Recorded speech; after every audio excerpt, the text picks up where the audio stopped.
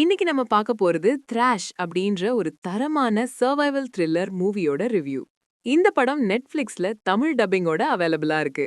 புயலால கடுமையா பாதிக்கப்பட்ட ஒரு பகுதி, அங்க இருக்கக்கூடிய மக்கள் அதிலிருந்து எப்படி தப்பிக்கிறாங்க அப்படின்ற தீம்ல தான் இந்த கதை போகும். ஆக்சுவலா அந்த பகுதியில கடுமையா மழை பெஞ்சிட்டே இருக்கு. And also different types of பீப்புள்ஸை வந்து அங்க காட்டுறாங்க. ஒரு பொண்ணு பாத்தீங்கன்னா தன்னோட அம்மாவை ரீசெண்டா பறி கொடுத்திருப்பா. சோ அந்த டிப்ரெஷன்ல இருக்கிற மாதிரி காட்டுவாங்க. இன்னொரு லேடி வந்து தன்னோட பிரெக்னன்சிக்காக டிராவல்ல ஈடுபட்டுட்டு இருப்பா. அண்ட் 3 பசங்க வந்து சும்மா ஜாலியா அந்த மழையில விளையாடிட்டு இருக்காங்க. சடனா புயல் அப்படின்றது வர ஆரம்பிக்குது. அது மட்டும் இல்ல, அந்த புயல்ல நிறைய ஷார்க்ஸ் வந்து அடிச்சிட்டு வந்துருது. சோ தண்ணிக்குள்ள காலை வச்சாலே கண்டோம் பண்றதுக்கு அந்த ஷார்க்ஸ் ரெடியா இருக்கு. சோ இந்த புயல் ஷார்க்ஸ் கிட்ட இருந்தெல்லாம் இவங்கள யார் தப்பிச்சா டுவர்ட்ஸ் தி எண்ட் என்ன ஆகுதுன்றது தான் இந்த படத்தோட கதை. ஒரு ப்ராப்பரான சர்வைவல் த்ரில்லர் அப்படின்னு இந்த படத்தை சொல்லலாம். ஏன்னா படிப்படியா அந்த சேலஞ்சஸை ரொம்ப சூப்பரா பில்ட் பண்ணியிருந்தாங்க.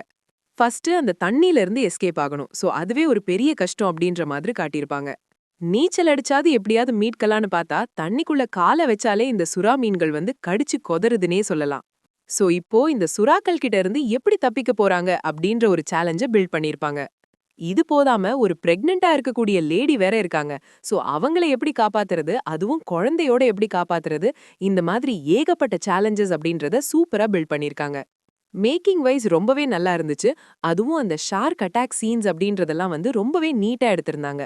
1.5 மணி நேரத்துக்குள்ள ரொம்ப கிறிஸ்பா முடியக்கூடிய ஒரு படம். பெருசா லேக் அப்படின்றது எங்கேயுமே இல்ல. ஒரு மாதிரி இன்ட்ரெஸ்டிங்கான ஒரு வாட்சா தான் இருந்துச்சு.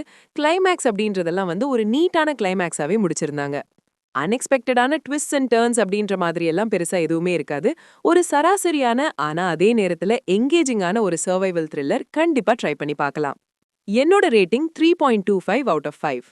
அடல்ட் கண்டென்ட்டை பொறுத்த வரைக்கும் இதுல கோரினஸ் அப்படின்றது இருக்குமே தவிர மத்தபடி பார்க்கலாம்.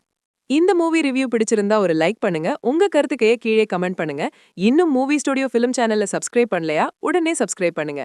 அடுத்த ரிவ்யூவில் சந்திப்போம்.